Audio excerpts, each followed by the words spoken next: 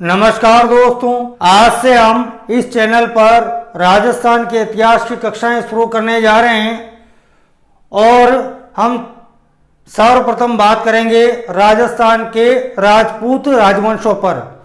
और राजपूत राजवंशों में भी हम आज सर्वप्रथम बात करेंगे राजपूतों की उत्पत्ति पर। राजपूतों की उत्पत्ति पर आज हम बात करेंगे। राजपूतों की उत्पत्ति यानी कैसे हुई राजपूतों की उत्पत्ति। तो भारतीय इतिहास में 7वीं से और 12वीं शताब्दी का जो कालखंड है, इस कालखंड को राजपूत युग की संज्ञा दी जाती है। भारतीय इतिहास में 7वीं से 12वीं शताब्दी के युग को राजपूत युग की संज्ञा दी जाती है। 647 ईस्वी में हर्षवर्धन की मृत्यु के साथ 647 ईस्वी में हर्षवर्धन की मृत्यु हो जाती है। इसके पश्चात वर्धन वंश में कोई प्रतापी राजा नहीं होता है। इस कारण से क्या होता है, वर्धन वंश का भी पतन होता है और भारत में राजनीतिक अस्थिरता व्याप्त हो जाती है। इसी राजनीतिक अस्थिरता के चलते उत्तर भारत में क्या होता है, छोटे छोटे कई क्षेत्रीय राजवंशों का उदय होता है। उत्तर भारत में छोटे छोटे क्षेत्रीय राजवंशों का उदय होता है। इन राजाओं में आपस में संघर्ष चलता रहता है। और एक तरह से यदि मैं बात करूं तो 7वीं शताब्दी से 12वीं शताब्दी का जो युग है, इस युग में कई राजवंशों का तो उत्थान हुआ और कई राजवंशों का पतन हो गया। जैसे फॉर एग्जांपल बंगाल में असम के एक राजा थे भास्कर वर्मन। इनकी सत्ता थी और इनकी मृत्यु हो जाती है। इनकी मृत्यु के पश्चात बंगाल में अराजकता व्याप्त हो जाती है, अराजकता फैल जाती है। और इसके पश्चात बंगाल में पाल वंश की स्थापना होती है और पाल वंश के पश्चात सेन वंश की स्थापना होती है। इसी प्रकार यदि मैं कन्नौज की बात करूं तो कन्नौज में त्रिपक्षीय संघर्ष के पश्चात कन्नौज पर प्रतिहारों का अधिकार हो जाता है और प्रतिहारों के पश्चात कन्नौज पर गढ़वालों की सत्ता स्थापित हो जाती है। और इसी प्रकार यदि मैं बात करूं तो शाकंभरी यानी सांबर में चौहान वंश की सत्ता स्थापित होती है। यदि मैं गुजरात की बात करूं तो गुजरात में चालुक्य वंश की सत्ता स्थापित हो जाती है। और यदि मैं मालवा की बात करूं तो मालवा में परमार वंश की सत्ता स्थापित हो जाती है। तो 7वीं से 12वीं शताब्दी के मध्य भारत में कई राजवंशों का उत्थान होता है, कई राजवंशों का पतन होता है। तो एक राजनीतिक अस्थिरता की स्थितियां थी।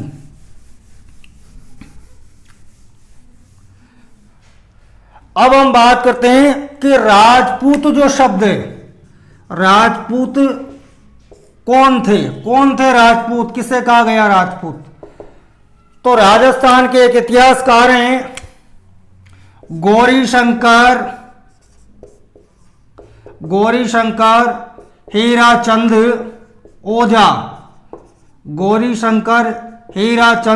ओझा, इनके द्वारा कहा गया है कि राजपूत जो शब्द है वो नया नहीं है। प्राचीन काल में चाहे वो चाणक्य का अर्थशास्त्र हो, कालिदास के नाटक हो, बाणभट्ट के हर्षचरित या कादंबरी हो, या चीनी यात्री हुएन सांग के यात्रा वृत्तांत हो, इन सभी में राजाओं को कहीं पर क्षत्रिय या कहीं पर राजपूत कहा गया है। और स्वयं पृथ्वीराज रासो के जो रचयिता हैं चंद्रबरदाई, उनके द्वारा योद्धा या क्षत्रिय कहा गया है। पृथ्वीराज रासो में राजपूत राजाओं को योद्धा अथवा क्षत्रिय कहा गया, यानी ये योद्धा व क्षत्रिय को राजपूत कहा गया है। यानी किसी जाति के रूप में यह शब्द अभी तक परिभाषित नहीं था, यानी जातिगत रूप में यह शब्द अभी तक प्रचलन में नहीं था। लेकिन भारत में मुस्लिम आक्रमण के साथ ही, यानी मुस्लिम आक्रमण जब भारत पर होने लगे, इसके पश्चात राजपूतों के लिए राजपूत शब्द एक जाति के रूप में उभर कर सामने आता है। और मुस्लिम शासकों के द्वारा भी अपनी सुविधा की दृष्टि से इस शब्द को प्रचलन में लाया गया था। तो ये हमने बात की राजपूत कौन थे। अब हम बात करते हैं राजपूतों की उत्पत्ति पर,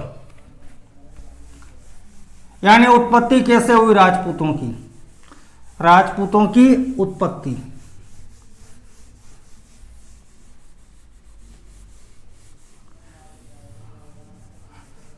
तो राजपूतों की उत्पत्ति के संबंध में मुख्यतः दो मत माने गए हैं।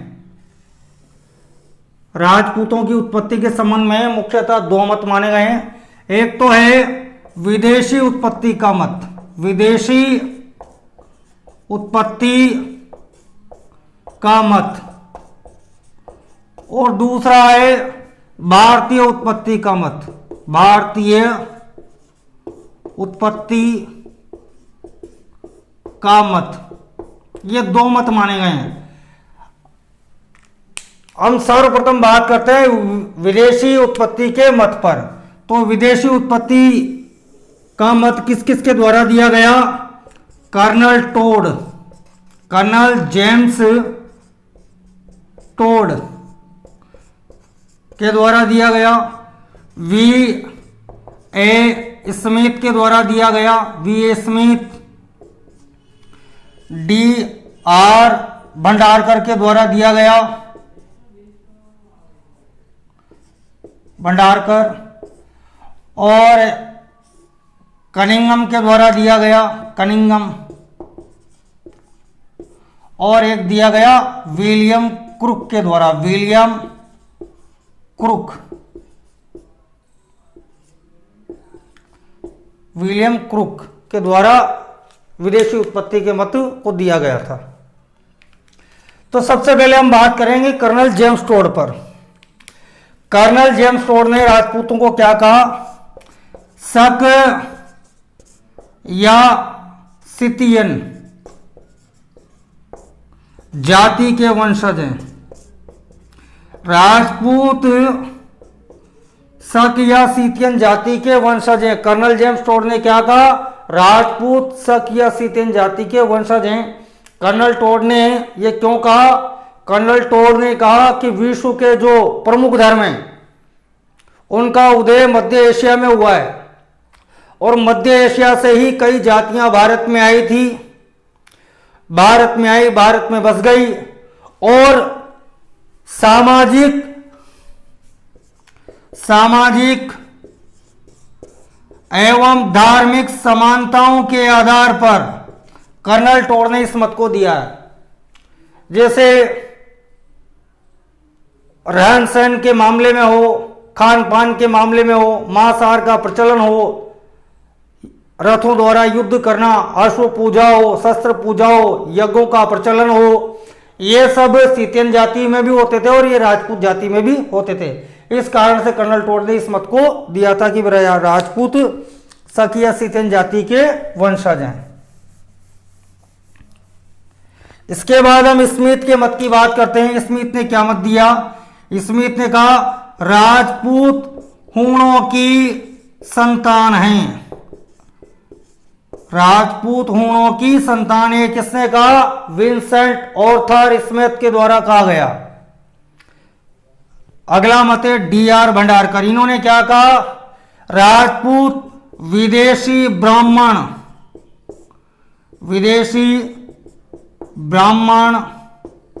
की संतान है, यानी राजपूत विदेशी ब्राह्मण की संतान है। इन्होंने खजर नामक पुरोहित वर्ग का ब्राह्मण कहा है, पुरोहित वर्ग का ब्राह्मण। इससे राजपूतों की उत्पत्ति बताई है कि राजपूत विदेशी ब्राह्मणों की संतान है। ये किसने कहा है, डी आर भंडारकर ने। अगला मत है कनिंघम का। कनिंघम ने क्या कहा है कि राजपूत यूची ये कुषाणों को कहा जाता था, कुषाण। राजपूत यूची जाति की संतान है, जाति की संतान है। कनिंघम ने क्या कहा, राजपूत यूची यानी कुषाण जाति की संतान है। ये पूछा भी जा चुका है, इनको ध्यान रखना। कभी भी इनका मत पूछा जा सकता है आपसे। कभी आपसे यह भी पूछा जा सकता है कि निम्न में से कौन सा विद्वान राजपूतों के विदेशी उत्पत्ति के मत का समर्थक नहीं है। 3 नाम इधर से दिए जाएंगे और एक दूसरा दिया जाएगा, तो ध्यान रखना। यहां से भी क्वेश्चन हो सकता है, क्वेश्चन कैसे भी पूछा जा सकता है। विलियम क्रुक, इन्होंने क्या कहा, राजपूत शक सीतियन या हूणों के वंशज हैं, यानी इन लोगों के द्वारा जो मत दिया गया वही मत विलियम क्रुक के द्वारा दिया गया। एक तरह से विलियम क्रुक ने इन दोनों के मत का ही समर्थन किया है, तो इसको भी आप ध्यान रखें। और आप यहाँ पे इस बात को भी ध्यान रखें कि विदेशी उत्पत्ति के मत के खंडन किसके द्वारा किया गया, खंडनकर्ता भी ध्यान रखना। आजकल खंडनकर्ता भी पूछे जा रहे हैं। तो एक तो है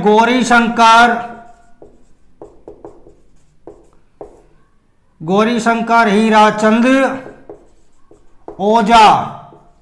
पहले खंडनकर्ता कौन है, गौरी शंकर हीराचंद ओझा। और दूसरे हैं गौरी शंकर हीराचंद ओझा, सीएम वैद्य। ये दूसरे खंडनकर्ता है, सीएम वैद्य ये दूसरे खंडनकर्ता है, गौरी शंकर हीराचंद ओझा एवं सीएम वैद्य। इसको भी ध्यान रखना। तो आप इन मतों को ध्यान रखें, किसने कौन सा मत दिया, विद्वानों को ध्यान रखें, कितने विद्वानों का मत है, और का भी है लेकिन महत्वपूर्ण यही है। इसके बाद हम बात करेंगे भारतीय उत्पत्ति का मत। तो आइए बात करते हैं भारतीय उत्पत्ति के मत पर। यह तो हमने बात की विदेशी उत्पत्ति का मत।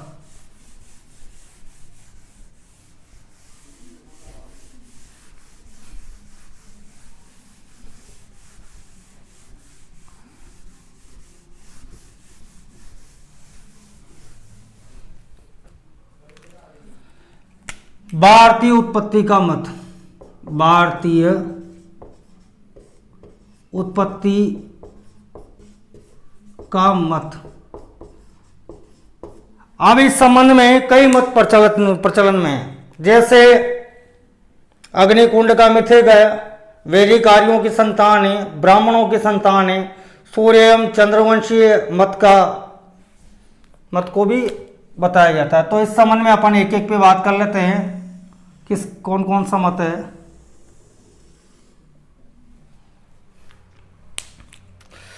सबसे पहले हम बात करते हैं अग्निकुंड का मिथिक। अग्निकुंड का मिथिक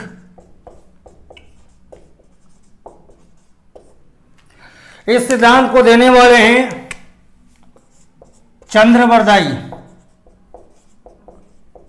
और इनके द्वारा एक ग्रंथ लिखा गया था। कौन सा ग्रंथ था? पृथ्वीराज रासो। पृथ्वीराज रासो में चंद्रबरदाई के द्वारा इस मत को दिया गया था। अब इस मत के अनुसार एक स्टोरी है कि आबू पर्वत पर ऋषि मुनि याज्ञिक अनुष्ठान करते थे और राक्षसों के द्वारा उनके याज्ञिक अनुष्ठानों में बाधा उत्पन्न की जाती थी, यज्ञों को अपवित्र कर दिया जाता था। तो इसी से परेशान होकर के आबू पर्वत पर वशिष्ठ मुनि ने 4 राजपूत योद्धाओं को उत्पन्न किया। किसके माध्यम से? अग्निकुंड के माध्यम से। अग्निकुंड के माध्यम से 4 राजपूत योद्धाओं को उत्पन्न किया। कौन कौन थे? प्रतिहार, परमार,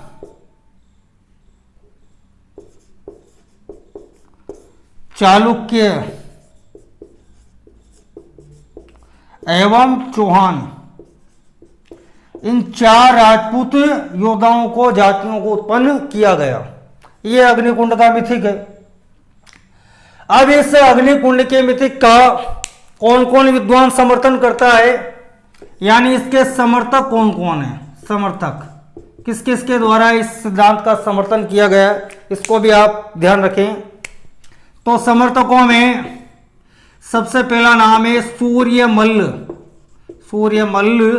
मिश्रण का। दूसरे हैं मूणोत नैणसी। तीसरे हैं D.R. भंडारकर। चौथे हैं कर्नल टोड। 5वें हैं स्मिथ, V.A. स्मिथ। यानी आप यहां पे देखेंगे कि अग्निकुंड के सिद्धांत का विदेशी विद्वान भी समर्थन कर रहे हैं और भारतीय विद्वान भी समर्थन कर रहे हैं। अब जो ये विदेशी विद्वान थे, ये तीनों थे खास तौर से जिन्होंने विदेशी उत्पत्ति के मत का समर्थन किया था। ये क्या कहते हैं कि विदेशी जो शासक थे उनका शुद्धिकरण करके राजपूत जाति में परिवर्तित करने की एक ये प्रक्रिया थी अग्निकुंड का सिद्धांत। यानी विदेशी शासकों को राजपूत जाति में परिवर्तित करने के लिए एक ये प्रक्रिया अपनाई गई। इस वजह से इस सिद्धांत को तीनों स्वीकार करते हैं। अब इस सिद्धांत के खंडनकर्ता भी हैं। खंडनकर्ता कौन कौन है? ये तो हमने बात किया कि समर्थक कौन कौन है। खंडनकर्ता, तो खंडनकर्ताओं में 2 प्रमुख इतिहासकार हैं जो राजस्थान के इतिहासकार हैं। एक तो हैं जगदीश सिंह गहलोत। जगदीश सिंह गहलोत हैं एक तो। दूसरे हैं डॉक्टर दशरथ शर्मा। इन दोनों विद्वानों के द्वारा इस अग्निकुंड के सिद्धांत का खंडन किया गया है। ये ऐसा भी कभी होता है क्या कि अग्नि में से राजपूत निकलेंगे? जगदीश सिंह गहलोत क्या कहते हैं कि अग्निकुंड का सिद्धांत रासो के रचयिता के दिमाग की उपज है। यानी पृथ्वीराज रासो का जो रचयिता है उसके माइंड की उपज, यानी कपोल कल्पित एक कहानी है। यह कहा है जगदीश सिंह गहलोत ने। और डॉक्टर दशरथ शर्मा के द्वारा क्या कहा गया? इनके द्वारा कहा गया कि अग्निकुंड का सिद्धांत चारण भाटों की मानसिक कल्पना है। अग्निकुंड का सिद्धांत चारण भाटों की मानसिक कल्पना है। अब आप यहाँ पे इसको ध्यान रखें, चंद्रबरदाई जो था ये भाट जाति का था भाई। और मारवाड़ी की 2 साहित्यिक शैलियां हैं, डिंगल एवं पिंगल। तो इसको भी ध्यान रखना कि पृथ्वीराज रासो ये पिंगल में लिखा गया था, डिंगल में नहीं। इसको भी ध्यान रख लेना आप। तो ये हमने पूरे अग्निकुंड के सिद्धांत पे बात कर ली। इसके बाद हम अगले सिद्धांतों पे बात करते हैं। और कौन कौन से सिद्धांत हैं?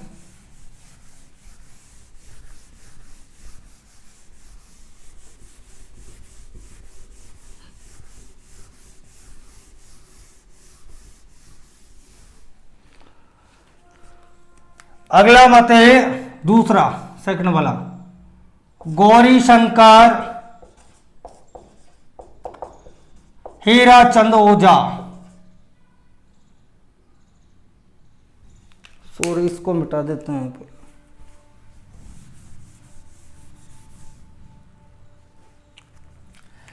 दूसरा मत है वैदिक आर्यों की संतान, यानी राजपूत वैदिक आर्यों की संतान है, वैदिक आर्यों की संतान। और इस मत को देने वाले हैं डॉक्टर गौरी शंकर हीराचंद ओझा। इनके द्वारा यह मत दिया गया था। और इस मत के जो समर्थक हैं, समर्थक कौन है? C.M. वैद्य, दशरथ शर्मा, डॉक्टर दशरथ शर्मा हैं, V.S. पाठक हैं, V.S. पाठक, और एक व्यक्ति हैं V.N. पाठक, V.N. पाठक, दो पाठक हैं भैया। ये इस सिद्धांत के समर्थन करता है, समर्थक हैं। ये भी कई बार पूछा जा चुका है कि राजपूत वैदिक आर्यों की संतान है। वैदिक आर्यों की बोल दीजिए या वैदिक क्षत्रियों की, किसके द्वारा दिया गया? डॉक्टर गौरीशंकर हीराचंद ओझा के द्वारा। अगले मत पे, तीसरे मत पे हम बात करते हैं ब्राह्मण उत्पत्ति का मत। ब्राह्मण उत्पत्ति का मत, इसमें तीन तो महत्वपूर्ण शिलालेख हैं। कौन कौन सा है? जैसे पहला है मंडोर शिलालेख। मंडोर शिलालेख, इस मंडोर शिलालेख में कहां पे? मंडोर शिलालेख ये जोधपुर में है भाई, ध्यान रखना। और इस मंडोर शिलालेख में क्या कहा गया है कि प्रतिहार वंश, यानी जो गुर्जर प्रतिहार है, प्रतिहार वंश का संस्थापक कौन था? हरिश्चंद्र। हरिश्चंद्र ये ब्राह्मण था, ये कहा गया है। प्रतिहार वंश का संस्थापक हरिश्चंद्र को इसमें ब्राह्मण बताया गया है। दूसरा शिलालेख है बिजोलिया शिलालेख। बिजोलिया शिलालेख कहां पे? ये भीलवाड़ा में है, इसको भी ध्यान रखना। बिजोलिया कहां पे? भीलवाड़ा।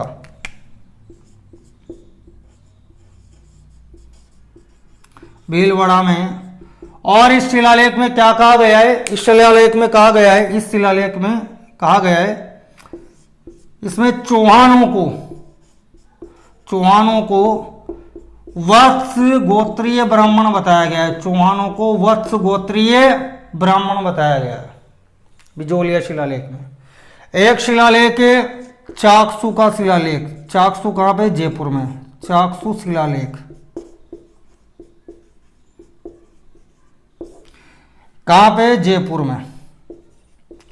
और इस शिलालेख में कहा गया है गोहिलों को, यानी गोहिल जो वंश है, गोहिल वंश को ब्राह्मण बताया गया है। गोहिल वंश को ब्राह्मण बताया गया है भाई, इस शिलालेख में ध्यान रखना आप।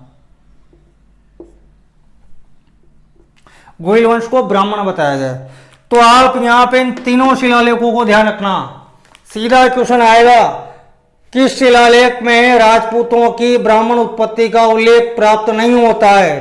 तीन शिलालेख ये दे देंगे, एक दूसरा कोई तीसरा, कोई सा भी शिलालेख इसमें डाला जा सकता है। तीन तो ये ऑप्शन हो जाएंगे, चौथा अलग दे देगा। तो इस टाइप के भी क्वेश्चन बन सकते हैं, इसको भी आप ध्यान रखें। इसके बाद हम ब्राह्मण उत्पत्ति के संबंध में और बात करते हैं।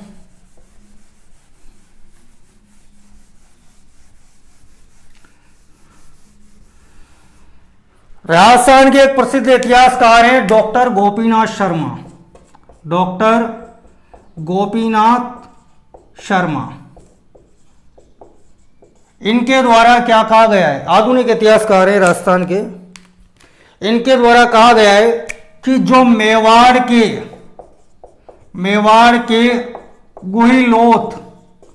गुहिलोत हैं, ये नागर जाति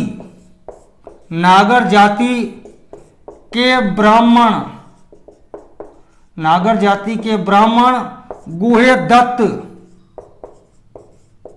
के वंशज हैं। डॉक्टर गोपीनाथ शर्मा ने क्या कहा कि मेवाड़ के जो गुहिल होते हैं, यानी जो गुहिल वंश है, ये नागर जाति के ब्राह्मण गुहे दत्त के वंशज हैं। ये किसने कहा? डॉक्टर गोपीनाथ शर्मा ने। और जो राजस्थान के एक प्रसिद्ध इतिहासकार हैं डॉक्टर गौरीशंकर हीराचंद ओझा, इनके द्वारा भी इस सिद्धांत का समर्थन किया गया है। यानी जो डॉक्टर गोपीनाथ शर्मा ने जो बात बोली, उसका समर्थन डॉक्टर गौरीशंकर हीराचंद ओझा के द्वारा कहा गया है। क्या कहा है डॉक्टर गौरीशंकर हीराचंद ओझा ने? इन्होंने बोला है कि महाराणा कुंभा के द्वारा जयदेव का एक ग्रंथ है, कौन सा? गीत गोविंद एक ग्रंथ है, किसका है? जयदेव का। इस गीत गोविंद पर एक टीका लिखी, किसने लिखी? महाराणा कुंभा ने। किस नाम से लिखी? रसिक प्रिया नाम से टीका लिखी। और इस रसिक प्रिया नामक टीका में कुंभा ने यह कहा है कि मेवाड़ के गुहिल नागर जाति के ब्राह्मण गुहे दत्त के वंशज हैं, ये बताया गया। तो ये हमने बात की ब्राह्मण उत्पत्ति पर। अब इसके खंडन करता भी है भाई, ध्यान रखना, डॉक्टर दशरथ शर्मा के द्वारा ब्राह्मण उत्पत्ति के मत का खंडन किया गया है। ध्यान रखना, पूछा जा चुका है क्वेश्चन। खंडनकर्ता कौन है? खंडनकर्ता डॉक्टर दशरथ शर्मा। ब्राह्मण उत्पत्ति के मत के सिद्धांत का खंडन किसके द्वारा किया गया? डॉक्टर दशरथ शर्मा के द्वारा। इसको भी आप ध्यान रखें। इसके बाद हम अगले मत पर बात करते हैं, जो भारतीय मत है, सूर्य एवं चंद्रवंशी का मत कि राजपूत सूर्य एवं चंद्रवंशी थे।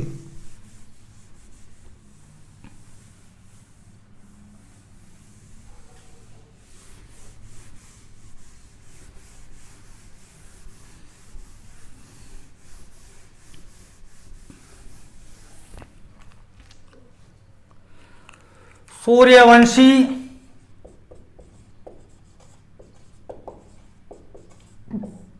व चंद्रवंशी का मत, ये चौथा भारतीय मत है भाई, 3 पढ़ चुके हैं अपन।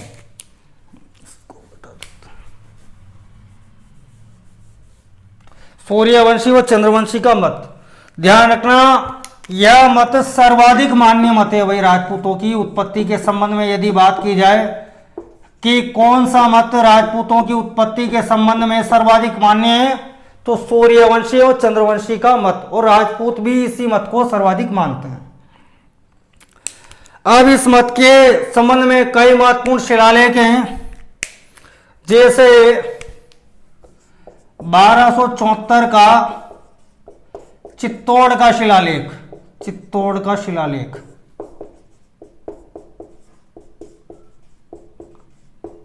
इसके अलावा 1285 का अंकलेश्वर का शिलालेख, ये चित्तौड़ में ही भाई, अंकलेश्वर का शिलालेख, चित्तौड़ अंकलेश्वर का शिलालेख।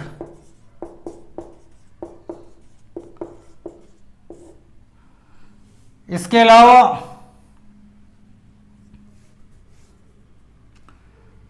1230 का तेजपाल मंदिर का शिलालेख। ये भी सूर्यवंशी एवं चंद्रवंशी सिद्धांत के समर्थक हैं, यानी इनमें बात कही गई है। इसके अलावा हर्ष नाथ के मंदिर का शिलालेख। कहाँ पे? सीकर में है मंदिर, हर्षनाथ के मंदिर का शिलालेख। इस शिलालेख में चौहानों को सूर्यवंशी कहा गया है भाई, सूर्यवंशी स्पेशली कहा गया है ये। इसके अलावा एक पुराण है, जो 18 पुराण है उनमें से एक पुराण है अग्नि पुराण। इस अग्नि पुराण में जो कृष्ण एवं अर्जुन है, कृष्ण एवं अर्जुन है, इन्हें तो चंद्रवंशी कहा गया है कि चंद्रवंशी है ये। और राम एवं लव व कुश, इन्हें सूर्यवंशी कहा गया है कि ये सूर्यवंशी है, सूर्यवंशी। इसके अलावा राजस्थान के इतिहासकार हैं डॉक्टर दशरथ शर्मा। इनके द्वारा भी इस सिद्धांत का समर्थन किया गया कि राजपूत सूर्यवंशी और चंद्रवंशी। एक है डॉक्टर जगदीश सिंह गहलोत, जगदीश सिंह गहलोत, इनके द्वारा भी ये कहा गया है कि राजपूत सूर्यवंशी एवं चंद्रवंशी हैं। एक विद्वान है नयन चंद्र सूरी, इनके द्वारा चौहानों को सूर्यवंशी कहा गया है, स्पेशली चौहानों को सूर्यवंशी कहा गया है कि चौहान सूर्यवंशी।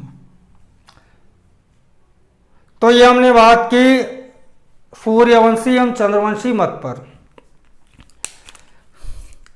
एक स्टेटमेंट है वीए स्मिथ का, इसको भी ध्यान रख लेना आप। ये मिश्रित मत में आता है एक तरह से, मिश्रित वगैरह तो क्या पड़ेगा, वीए स्मिथ को, इसको ध्यान रख लो।